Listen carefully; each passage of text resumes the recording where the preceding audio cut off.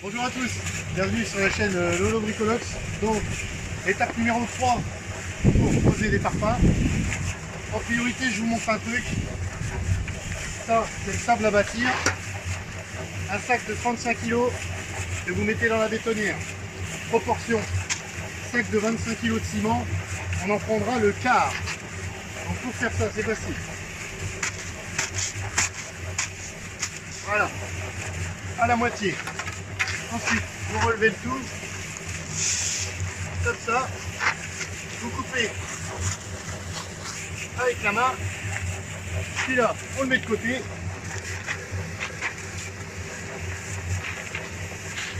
et ensuite, eh ben, on va en verser la moitié de la moitié, tout simplement. Là, vous mettez au bord, mettez vos mains à peu près à la moitié, et vous versez dans la bétonnière sans rentrer les mains. Sinon, ça va vous faire tout drôle. Voilà, constatation, il en reste bien la moitié de la moitié. Une fois qu'on a fait ça, on prend l'arrosoir de 10 litres d'eau et on en verse aussi la moitié. Rapprochez.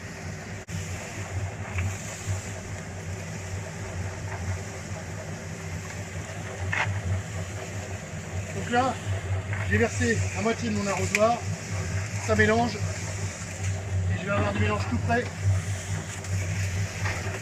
On va mettre dedans. Allez, c'est parti. On en vide un peu.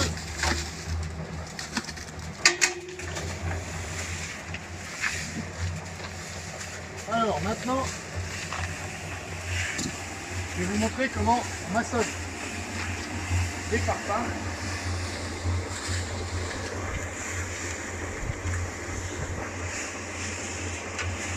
La dernière fois, je vous avais expliqué comment on fait le cordeau, avec les fameux tassons, les trucs, etc. Maintenant, je vais vous montrer comment on maçonne les parpaings.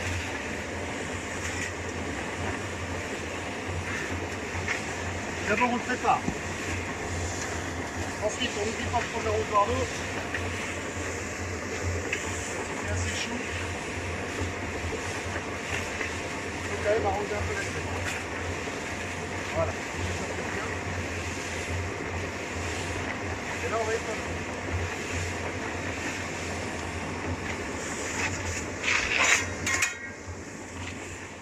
Alors, on prend du ciment. Lui, ça se applique comme ça. On vient de l'appliquer derrière. Pareil de l'autre côté.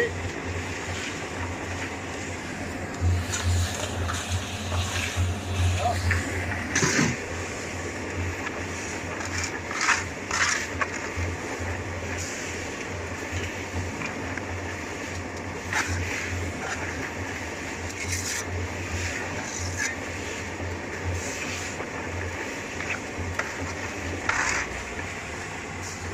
On en met toujours un peu plus long. C'est sûr de ne pas être embêté pour le parpaing suivant. Quelques petits coups de hache, ça permet que le parpaing s'enfonce plus facilement. Et ensuite, on le pose.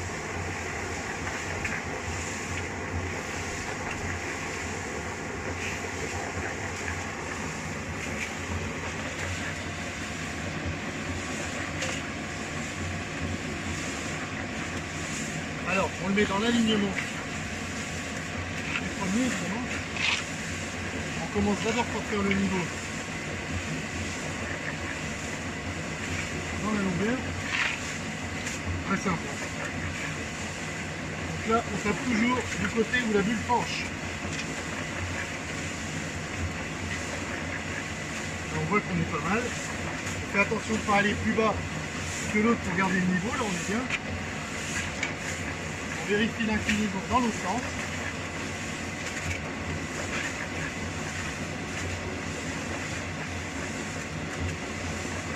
On va faire un petit coup du côté de la bulle. Voilà, la bulle est au centre. On remet droit. Ensuite, on ramasse.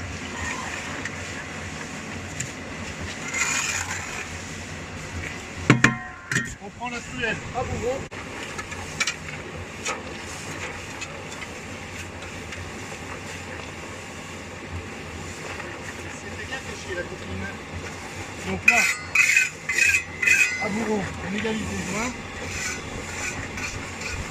D'accord. Ensuite, on vérifie surtout, le plus important, c'est l'aplomb. Là.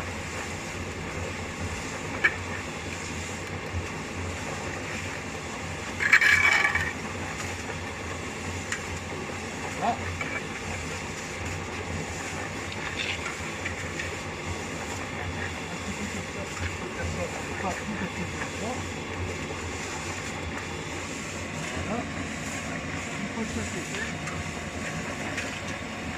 Je vais laisser l'aplomb des deux parfums et surtout du cordeau.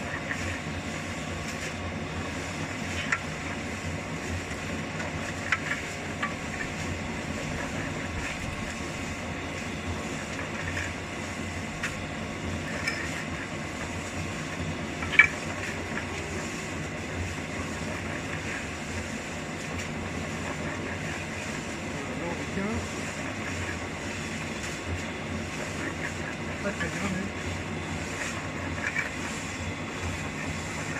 Voilà. Dernière vérification, on est bon dans l'alignement.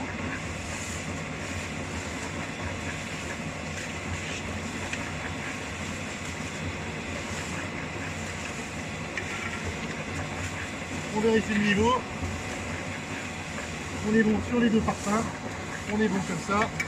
Et surtout, avec la bulle ici, comme ça, c'est très important. Pour être sûr de monter son mur bien droit. Le premier parfum est monté, on n'y revient plus, plus on y touche, plus ça bouge.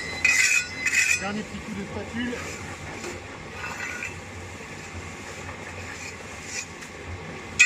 Et on peut poser le suivant. Et ainsi de suite. Et ensuite, quand vous arrivez au bout, prenez la... Vous montrez sur l'aplomb de ceux dans le dessous. Et au fur et à mesure que vous avancez, voilà. Vous prenez votre plafond. Et ainsi de suite jusqu'au bout. Donc d'un côté la règle, de l'autre côté le cordeau. Et vous serez toujours bon. Et ensuite l'aplomb vertical. Alors il y en a qui utilisent un fil à plomb. Moi j'utilise le niveau. Chacun utilise ce qu'il veut. Ce qu'il faut, c'est que ce soit droit. Allez, à plus tard. L'étape numéro 3 est terminée. Bon courage pour votre maçonnerie. A plus. Voilà, et pour finir, regardez, voilà, comme on obtient un mur, un rang d'agglo, on va dire droit, bien droit. Ok, il faut prendre son temps, il ne faut pas que le ciment soit trop dur. Donc comme je vous ai dit, les proportions c'est le top. Et comme ça, vous voyez, la ficelle ne dépasse pas l'agglo. On suit à chaque fois le bord de l'agglo, tout le temps. Voilà.